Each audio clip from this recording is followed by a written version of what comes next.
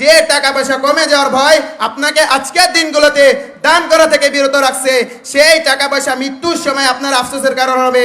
তা আপনি অবশ্যই সেটা চান না, আর সেটা দান করে নিজের কাছে প্রমাণ করুন। নিজের হাত গর্দানের সাথে বেঁধে রেখে নয়, একজন ইমানদারের জীবদ্দশায় দান সাদাকার আমলকে কতটা বেশি গুরুত্ব দেওয়ার দাবি রাখে, তা মৃত্যুর সময় এত এত বিষয় থাকতে দান সাদাকা কেন্দ্রিক আফসোসের কথা আল্লাহ তাআলা জানিয়ে দেওয়ার থেকে দিবালোকের মতো স্পষ্ট। প্রতিটি শীষে 100 করে শস্যদানা থাকলে 60টি শীষে 700 শস্যদানা থাকবে। চিন্তা করছেন কত বিশাল পরিমাণ? সুবহানাল্লাহ। আসলে আল্লাহ তাআলা যাকে চান তাকে বহুগুণ বৃদ্ধি করে দেন। হামজা রাদিয়াল্লাহু আনহু সালাফিয়া মডেল মাদ্রাসার হিফজ বিভাগের শিক্ষার্থী তানভীর বিন ইসলাম।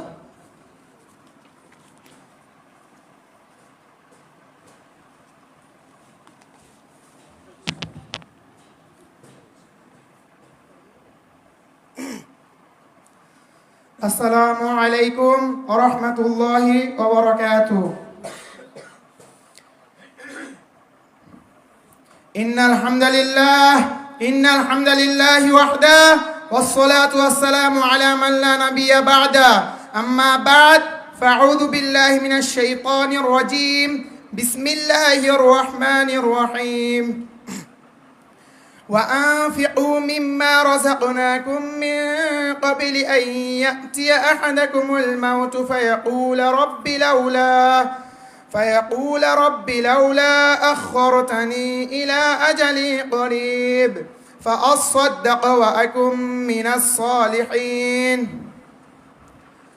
আলহামদুলিল্লাহ, সমস্ত প্রশংসা সমস্ত গুণগান সেই মহান রব্বুল আলামিনের জন্য, যিনি আমাদেরকে এই কনফারেন্সে আসার এবং কি বসার তৌফিক দান করেছেন।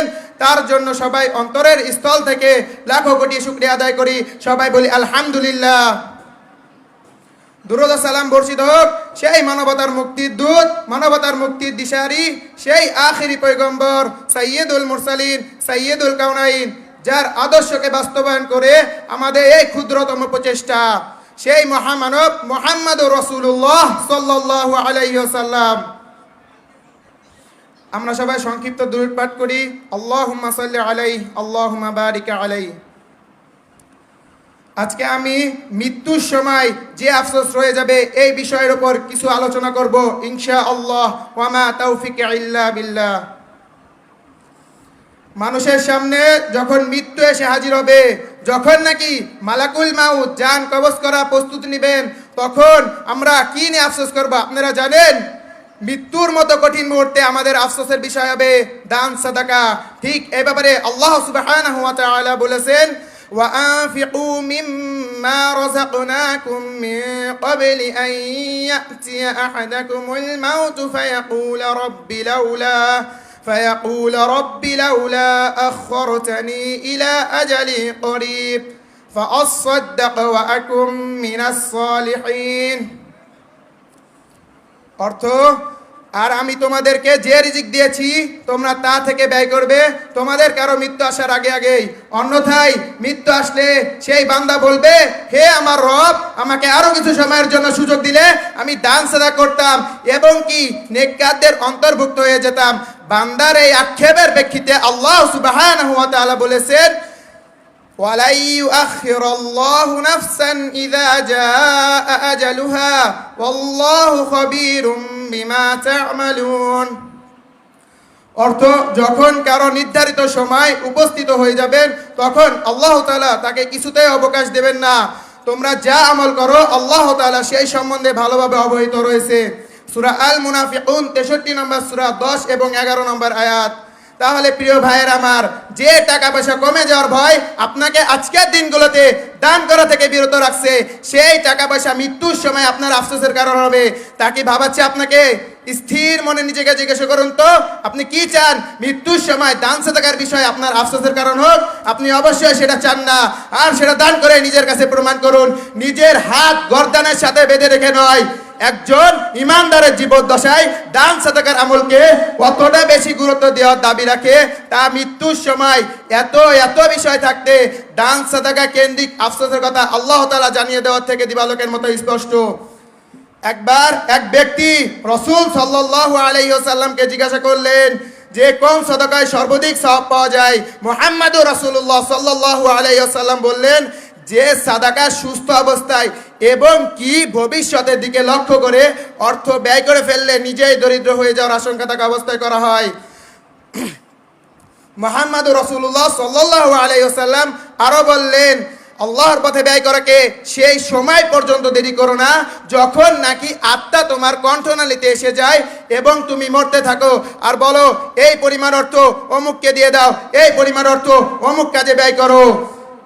দানের ব্যাপারে কোরআন হাদিসে এত এত মোটিভেশন দেওয়া হয়েছে যে কোন মুসলিমের দানের আমলে উদাসীন থাকার কথা নয়।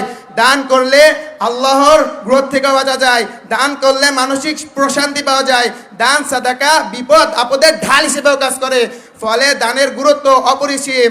আল্লাহ সুবহানাহু ওয়া তাআলা দানের ব্যাপারে মোটিভেশন দিয়ে দানের পুরস্কারের বিশালতা বোঝাতে চমৎকার এক উপমা দিয়ে বলেছেন, مثل الذين ينفقون أموالهم في سبيل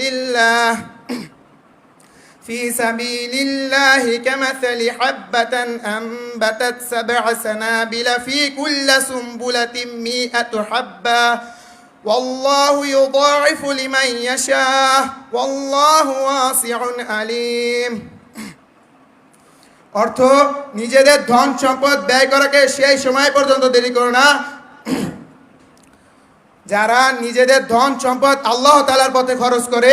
তাদের উদাহরণ হচ্ছে কোন একটি বীজের মতো, যে বীজটি বপন করার পর তা থেকে একে একে 60টি শীষ বের হলো, আবার এর প্রতিটি শীষে রয়েছে 100টি করে শস্যদানা। আসলে আল্লাহ তাআলা যাকে চান তাকে বহুগুণ বৃদ্ধি করে দেন। আল্লাহ তাআলা অনেক পর্যায়ময় এবং কি সর্বজ্ঞ। প্রতিটি শীষে 100 করে শস্যদানা থাকলে 60টি শীষে 700 শস্যদানা থাকবে। চিন্তা করছেন কত বিশাল পরিমাণ? সুবহানাল্লাহ।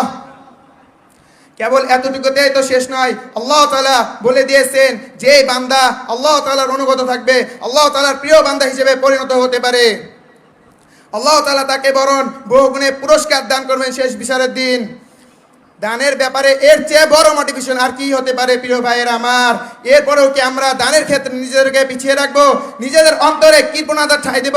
উপযুক্ত আয়াতের শেষ অংশে আল্লাহ তার বান্দাদেরকে তার অন্যতম 2টি গুণ স্মরণ করিয়ে দিয়ে বলেছেন, আল্লাহ তাআলা পর্যায়ময় এবং কি সর্বজ্ঞ, অর্থাৎ বান্দাকে দেওয়ার জন্য আল্লাহ তাআলার কাছে অসংখ্য অগণিত নিয়ামত রয়েছে। তার পর্যায়ময় গুণ উল্লেখ করিয়ে দিয়ে বুঝেছেন যেন তার বান্দা বুঝতে পারে যে বান্দাকে বড় পরিসরে প্রতিদান দেওয়ার জন্য তার মাবুদ অভাবী নন, তার রবের কাছে এত বেশি পরিমাণ রয়েছে যা কোনোদিন দিয়ে শেষ করার নয়। অপরদিকে সর্বজ্ঞ গুণ দ্বারা বুঝিয়েছেন যে তিনি তার বান্দার নিয়ত ও প্রয়োজনের বিষয় আদি সহ সকল বিষয় সম্পর্কে ভালোভাবে অবগত রয়েছে।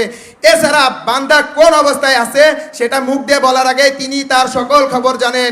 সুতরাং বান্দার টেনশনের কোনো কারণ নেই, বান্দা কেবল সঠিক পথে থাকলেই হলো, দানের মতো সকল ইবাদতে মনোযোগী হলেই হলো।